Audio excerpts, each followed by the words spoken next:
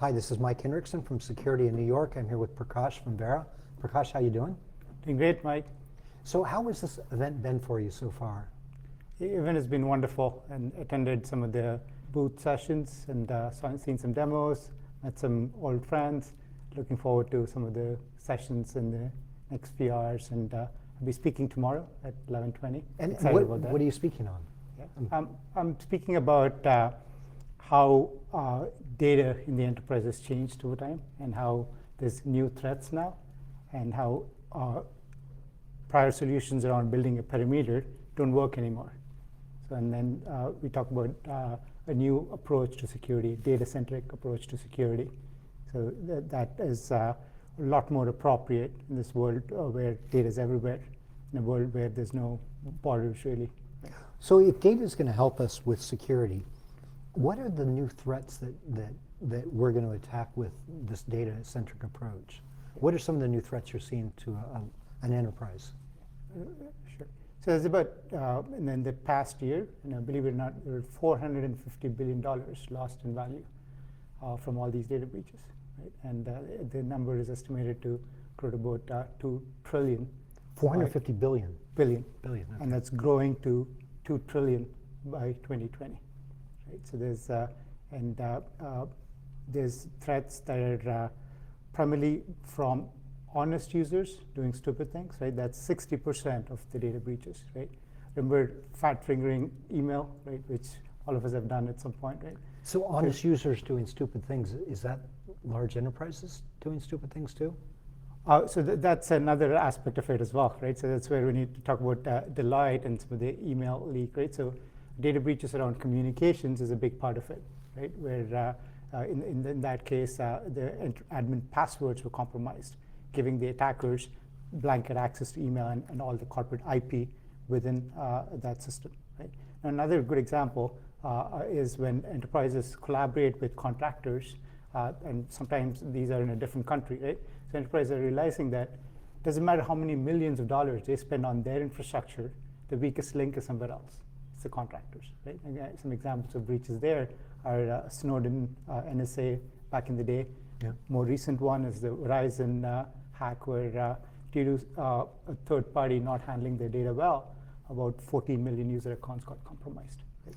But it's also some pretty evolving attacks on ransomware, right? Where initially they were focused on encrypting data, getting some bitcoins, but now they're getting smarter, and the ransomware is more focused on exfiltrating data, right? Because that's where the real value is, right? And there's one malware recently, Lockybot on Android, where they're exfiltrating data, and when someone tries to remove that, then it becomes ransomware, and that's when they demand bitcoins, right? So it's malware is evolving, right? But at the same time, the threats are also evolving, primarily because the way we collaborate with data is changing over time. So what are you guys at Vera doing to help mitigate all this? Like, if data is going to help solve our breaches and threats and attacks in the future, what are you guys doing specifically to help with that at Vera? Yeah, so we at Vera, we have a data-centric approach to securing information, so that the security and control travels with the data wherever it goes, right? So it doesn't matter what device, what platform, what network, or how you're going about accessing that data. So we provide that strong security coupled with an invisible experience for the good guys. Right? So then the problem then becomes, why not secure all your information where you know that your data is protected everywhere and at all times. So how does someone get started with you guys? I mean, to me, when you say a third party, that could be part of the problem. If you're a third party to the equation, how do you make sure that whatever someone works with is secure? So that's what Vera provides. We provide the data-centric security solution that's easy for anyone to transact with. If they have never heard of Vera, if they receive a secure file protected with Vera or a secure email protected with Vera, they can very simply authenticate and get access to that information, assuming they're trusted, right? And even better, right, for the person that owns our information, so the data is strongly encrypted, at rest, in motion, and in use, right? We apply access control on top, which means that only trusted users can truly access that content, right? And the best part is that we enforce permissions, the dynamic data policies, even when someone is accessing that information. So you can prevent people from copying, printing, or screenshotting information. So you get that strong security, right? And yet it's simple for genuine users, honest users, trusted users to access that information. And you guys are making some announcements this week here at our event? Yeah, so we're excited about announcing our secure email product line. So this is in addition to Vera for Files and the Vera platform. So we're leveraging the platform now to protect email body and email attachments. So the idea is that I could send you, Mike, an email that's secure, only you could access it, right? But when you forward it along to someone else, they couldn't access it. Forever? I mean, it's encrypted or something, so correct. It's no encrypted at all times, right? And I have the ability to enforce permissioning. Right? I could provide a personalized watermark. So if you take a picture, right, it's Mike's copy of that email, right? And but the best part is you could do this without you having to go through setting up public-private key pairs or any of that. It's a very simple experience. Works on any device, any platform, any email client. And seamless for the receiver and the sender both? That's correct. And we do this with automation, so the sender doesn't have to think about, am I securing this email or not, right? And on the receiving side, right, as long as you have access, it just appears in your Outlook or single click of a button, you can open it on the browser from your webmail client. Sounds like something that could be very useful in today's world when we see all these breaches with emails and email servers and everything. So you guys are making email safe for everybody, correct? If they use you. Correct. So think of Outlook recall. Yeah. That now truly works.